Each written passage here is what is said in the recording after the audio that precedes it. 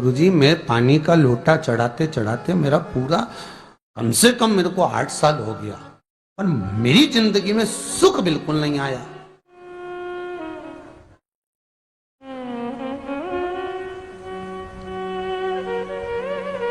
हमने कहा तूने कैसे चढ़ाया, वो भी तो सुने। तो क्या कैसे, क्या स्नान करा और मंदिर जाके लोटा चढ़ाया पानी का। अच्छा, अब मैंने कहा तू चुप रहे। उसके पति, यहीं की इसी ऑफिस की बात है, भवानी मंडी से, उसके पति से पूछा, हाँ जी वर्मा जी सही बताओ पत्नी लोटा कैसे चढ़ाई। गुरुजी ना जाने कहां के महाराज के चक्कर में पड़ी, लोटा भर के पानी चढ़ाने जाए, नहाने के बाद बच्चा इतना सा रो रहा, चिल्ला रहा, पर उसको टच तक नहीं करे, किसी चीज के नहीं छुए, और बिल्कुल कोरी की कोरी साड़ी पहने, धुली हुई, पहले ही बाथरूम में टांग के धर दे, उसको कोई छू नहीं सकता, टाविल टच नहीं कर सकता, और ऐसी जाके शंकर जी के फिर लोटा चढ़ाए। मंदिर में अगर किसी ने छू लिया तो वापिस आ जाए, नहाए धोए फिर जाए। मैंने कहा बस अब तो तू ऐसी जिंदगी भर चढ़ाती रहे तो भोलेनाथ आएगा ही नहीं।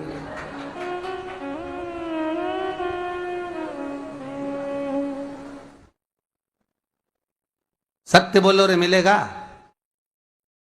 कई लोगों ने पूछा शंकर को रिझाने के लिए कौन से कलर के कपड़े पहने कि शिव राजी हो जाए। शंकर को पाने के लिए कपड़ा बदलने की जरूरत नहीं होती, शंकर को पाने के लिए कलेजा बदलने की जरूरत होती है, शंकर मिल जाता है। कपड़े से शिव कभी नहीं मिला साहब। आप कौन से कलर के कपड़े पहन रहे हो, ये शिव प्राप्त नहीं करोगे हो।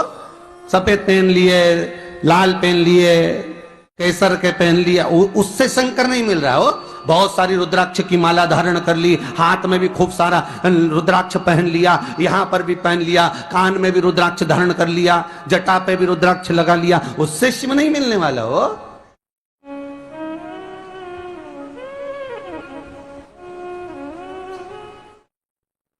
अरे भाई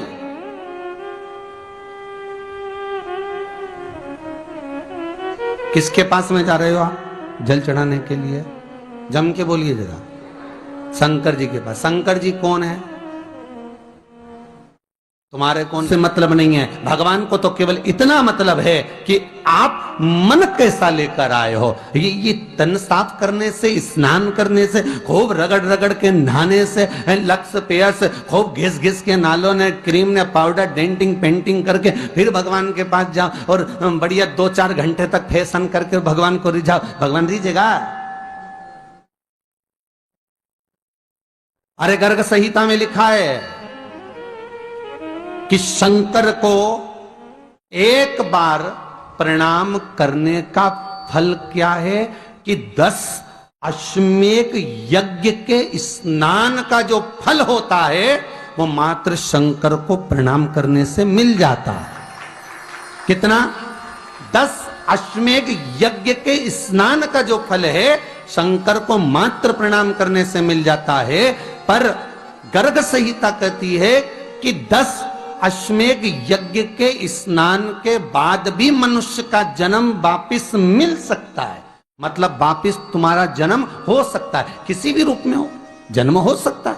पर शिव पुराण कहती है, गर्ग संहिता कहती है, स्कंद पुराण कहती है, नर्मदा पुराण कहती है कि महाराज इतना जरूर है कि शिव को प्रणाम करने का फल उतना है कि 10 अश्वमेध यज्ञ के स्नान का फल मिल जाता है।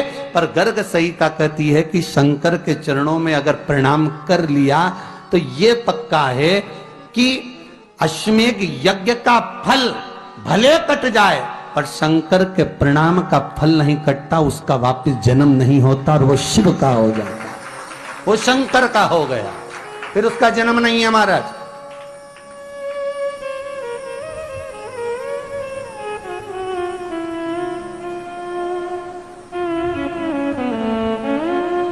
पति से कहा हाथ धो, स्नान कर लो जल्दी से, फिर अपन को चलना है मंदिर। पति बोला नहा लिया एक बार तो दूसरी बार फिर से नहा लो।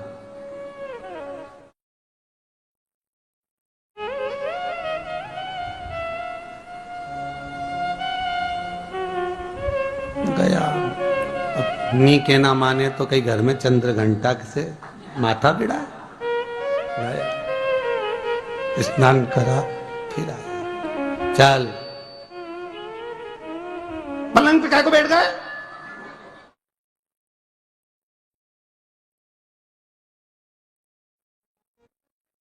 पलंगी तो है।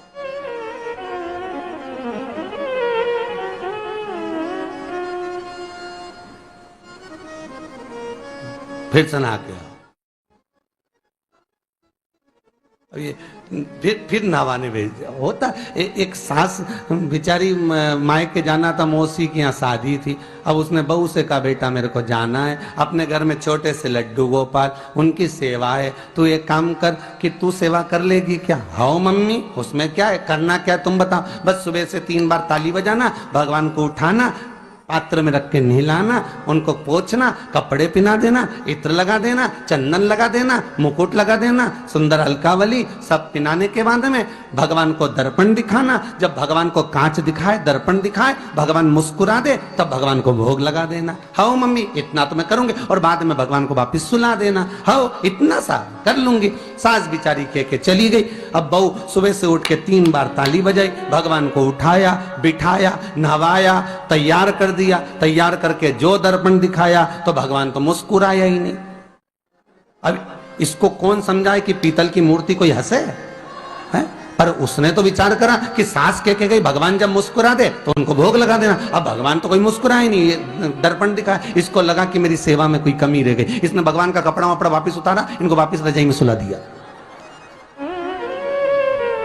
अब भगवान को वापिस रजाई में सुलाया, फिर आ गई, 3 बार फिर ताली बजाई, भगवान को फिर उठाया, फिर बिठाया, बिठाने के बाद में फिर उनको कपड़े वपड़े पहनाकर फिर दर्पण दिखाया, पर भगवान तो मुस्कुराया ही नहीं। ये वापिस इस सेवा में गलती रह गई। वापिस इसने सब कपड़ा उतारा, भगवान को फिर सुला दिया।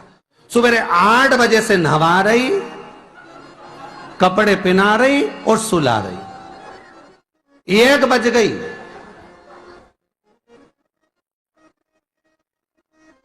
कुछ गलती रह गई होगी अपने सास के गई। अब की बार फिर भगवान को नहवाया। भगवान भी मन में सोचे नहवाई नहवा रही, खवा तो कछु ना रही। 28 बार नहवा दिया। इसके बाप का क्या जाए, 29 बार भी नहवा देगी। सर्दी होगी तो हमको होगी, इसका क्या जाए। नहवा ही रही है और खवाती कुछ नहीं, फिर सुला देती है, फिर ताली बजा। अब क्या फिर आ गई और 29वीं बार फिर बैठ गई और फिर भगवान को नहवाया, कपड़े पहनाया और पहनाने के बाद भगवान का श्रृंगार करके जैसे ही दर्पण उठाया, उठा के जो भगवान को दिखाने लगी, भगवान ने मन में सोचा अब की बार तो हंसी दूंगा, चाहे कुछ भी हो जाए। और भगवान दोनों दांत दिखा दिया। जैसे ही भगवान ने दांत दिखाया, इसने दर्पण रखा और जल्दी से भोग लाई, भगवान के जिमाया। भगवान के जिमाया, जिमने के बाद भगवान को फिर वापस सुला दिया। अब ये सुबह से जैसे ही आए तो भगवान पहले ही मुस्कुरा के, क्योंकि भगवान को मालूम है नहवाएगी 25 बार का मतलब उससे चंद हंसी दो, हंसने में क्या जाता। तो भगवान पहले से मुस्कुरा के बैठ जा। अब एक दिन सास आ गई। सास ने कहा बहू अब सेवा मैं कर लूंगी। हाँ मम्मी कर लो। मम्मी सेवा करने बैठी। मम्मी ने भी स्नान कराया, श्रृंगार करा, कपड़े पहनाए, मुकुट लगाया। सब लगाने के बाद जैसे ही सास कांच दिखाने के लिए दर्पण को उठाई, इतने में से मूर्ति में से आवाज आई, दर्पण तो तेरी बहू दिखाएगी, उसको बुला दे, बहुत जोरदार दिखाती, वो दिखा सकती, तू वापिस धर दे दर्पण, तेरे बस का नहीं। भगवान को भी लगा कि भैया सामने अब इसमें कोई दिखावा था क्या? प्रेम, वात्सल्य था। भगवान भक्ति के बल पर ही था। फिर बैठ गए पलंग पे, नाव वापिस। नाते नाते चले, मंदिर पहुंच गए और राम बेलपत्तर तो घर घर ही आई। जैसे ही बोली बेलपत्तर घर धरी आई, पति इसको घूर के देखा, 2 बार नवाया है और बेलपत्तर रखी आई घर। ये पति से कहती कि तुम लेने जाओ, उससे पति पहले ही बोल दिया था कि मेरा तो आज घुटना बहुत दुख रहा, बहुत घुटना दुख रहा।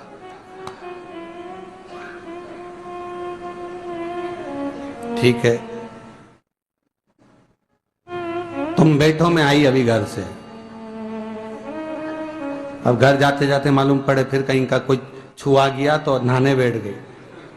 फिर आई, इसकी जो पूजन की थाली रखी थी, कोई भगत आया बेचारा, उसने सोचा मंदिर की थाली है, सब चढ़ा चुड़ू के चले गया सब। पति से बोली तुमने अकेले ही पूजन कर ली, मैं तो करा ही नहीं। ये नंदी जहां बैठा उसके पास में बैठा, मैंने हाथ नहीं लगाया। तो ये सामान कौन चढ़ाया? इनकी आई थी, सब चढ़ाया। तो कि शर्म नहीं आई? बेलपत्तर तो था ही नहीं।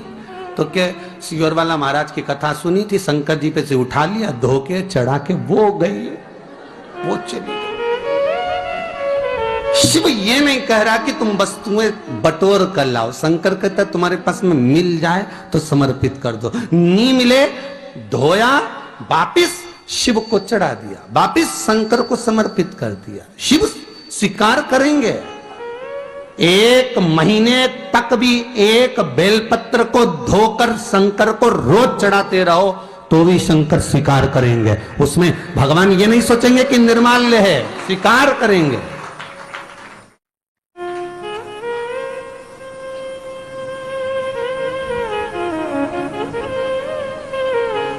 पर इसका मतलब ये नहीं है कि तुम मंदिर की, घर से अगर पास में लगी हो, नजदीक में लगी हो, 8, 10, 15 घर छोड़कर कुछ थोड़ी दूरी पर भी बेलपत्र लगी हो तो लेकर जरूर जाना, नहीं तो कहीं कहीं की इतनी आलसन।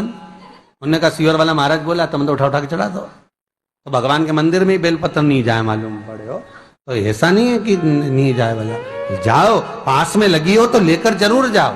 भगवान को समर्पित करने के लिए थोड़ा ना थोड़ा भाव भगवान के द्वार पर जरूर लेकर जाओ। बहुत ध्यान देना। कई लोग पूछते हैं महाराज जी क्या घर में शंकर जी का शिवलिंग रख सकते हैं? रख सकते हो, मना नहीं है। जिसके घर में शंकर का शिवलिंग रहता है उसके घर में कभी बड़ा रोग प्रवेश नहीं करता। शंकर का शिवलिंग हो, पर शिवलिंग का भी प्रमाण है साहब। घर में जो भी मूर्ति होती है, जमीन, ये जमीन है, इससे अंगूठे को उठाकर देख लो, हाथ को, बस इतनी बड़ी मूर्ति, प्रतिमा, स्वरूप घर के अंदर होना चाहिए, इससे बड़ी नहीं। क्योंकि बच्चा जितना छोटा होता है उसको उतनी व्यवस्था कम करना पड़ती है। बच्चा जब बड़ा हो जाता है व्यवस्थाएं बढ़ती चली जाती। और निवेदन है, आप अपने घर के कमरे में दूसरों को अलाउ नहीं करते। करते हो क्या? जेठानी का लड़का आया तुम्हारे कमरे में आकर बैठ गया, देवरानी का आया या ननंद के छोरा छोरिया आए तुम्हारे कमरे में बैठ गया, तुम्हें अच्छा लगेगा? जल्दी कर निकल।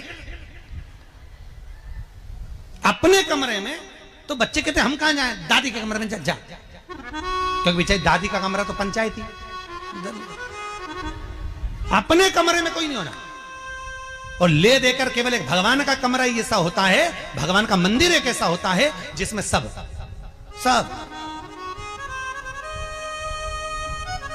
तीर्थ करने गई। कहां? रामेश्वर। गणेश जी भगवान शंकर से बोले पिताजी फिर तीर्थ गई है। शंकर जी बोले बेटा खसक के बैठ जा, पकड़ के लाती होगी। तीरथ गई, वहां से रामेश्वर जी को ले आई, फिर बद्रीनाथ गई, वहां से पकड़ लाई, द्वारका गई, वहां से ले आई। इतना सारा देवी देवता एक ही मंदिर में, सारा पितर देव, ये देव वो देव सब बैठा। बेचारा ये सब खसकाया बैठा। इतना सा तो मंदिर, उसमें भी ऐसा फंसाया बैठा। और उसी में पानी का लोटा, उसी में जल सब रख गई। और मालूम पड़े वो लोटा भी लुढ़क गया, सब गीला हो गए। गणेश जी ने कहा पिताजी पूरे गीला हो गए। शंकर भगवान बोले बेटा अब तो आरती करके गई, कल ही आएगी। अब तो गई और सुबह से आई, इतनी सी शक्कर लिए, इतनी सी कटोरी में, और आरती भी कर रही शक्कर धर के, और दिया हाथ में, और इधर हाथ में घंटी, तन मन धन सब कुछ तेरा, मुंह से बोल रही तेरा, ऊपर से दिखा रही ठेंगा, समझना मत ही तेरा, समझना नहीं तेरा। पहले के लोग घंटी बजाते थे, अंगूठा नीचे रखते थे। आज के जमाने में तन मन धन सब कुछ तेरा, समझ। भगवान भी कहे का फंस। इतनी सी शक्कर, और सब भगवान के सामने एक इतनी सी शक्कर धर दी। गणेश जी के मैं खाऊं, राम जी के मैं खाऊं, हनुमान जी के मैं खाऊं, सब झगड़ रहा है। इतने में सब झगड़ रहे, तो इन्होंने विचार करा, इनने खाने के चक्कर में अपनी किचकिच कराई, अब की बार ये किचन में जाओ तो अपन भी किचकिच कराओ।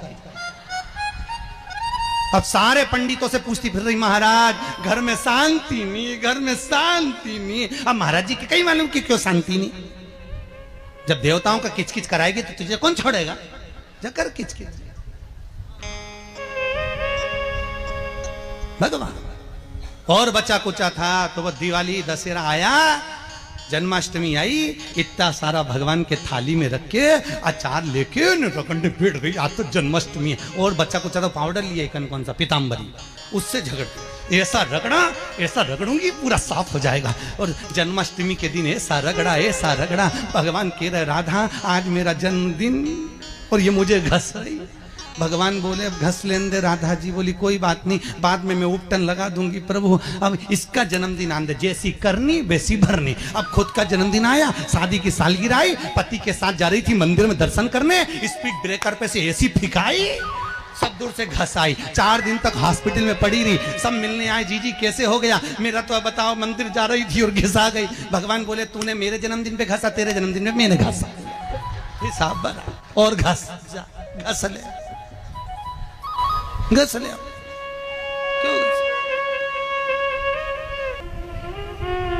भगवत भजन चित्त वृत्ति में परमात्मा में भाव होना चाहिए। निर्मल मन सो मोहि पावा, मोहि छल छिद्र कपट ना।